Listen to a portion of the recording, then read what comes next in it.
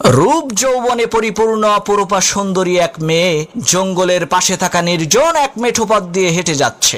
এমন সময় হঠাৎ করে প্রচন্ড বেগে ঝড় শুরু হয়ে গেল। তখন সেই মেয়েটি দেখতে পেল দূরে একটা ঘর দেখা যায়। এই ঝড়ের কবল থেকে বাঁচার জন্য মেয়েটি ওই ঘরের দরজায় কড়া নেড়ে সাহায্য চাইল।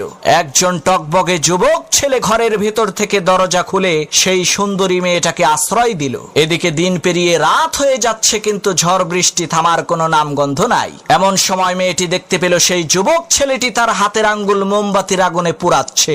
এই দৃশ্য দেখে মেয়েটি প্রচন্ড পরিমাণে আশ্চর্য হয়ে বলতে লাগলো, হায় হায় সর্বনাশ, এটা কি মানুষ নাকি অন্য কিছু? পরের দিন সেই মেয়েটি বাড়িতে যেয়ে তার বাবার কাছে সব ঘটনা খুলে বলল, কাল রাতে তার সাথে কি কি হয়েছিল।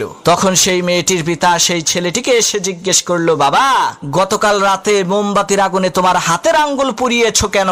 তখন সেই ছেলেটি বলতে লাগলো, চাচা, প্রচন্ড ঝড়ের রাতে আমার এই নির্জন ঘরের মধ্যে আপনার সুন্দরী মেয়েটাকে দেখে আমার মনের মধ্যে কুপ্রবৃত্তি চলে আসলো। তখন আমি আমার হাতকে মোমবাতির আগুনে পুড়িয়ে মনকে বোঝালাম, ওরে মন, এই দুনিয়ার সাধারণ আগুনই তো তুমি সহ্য করতে পারো না, তাহলে জাহান্নামের ওই কঠিন আগুন তুমি কিভাবে সহ্য করবা? ছেলেটির এই সততা দেখে লোকটি বলল, বাবা, একটা রাত তুমি ধৈর্য ধারণ করেছো, তার বিনিময়ে আল্লাহ রাব্বুল আলামিন সারা জীবনের জন্য আমার এই সুন্দরী মেয়েটাকে তোমার করে দিল।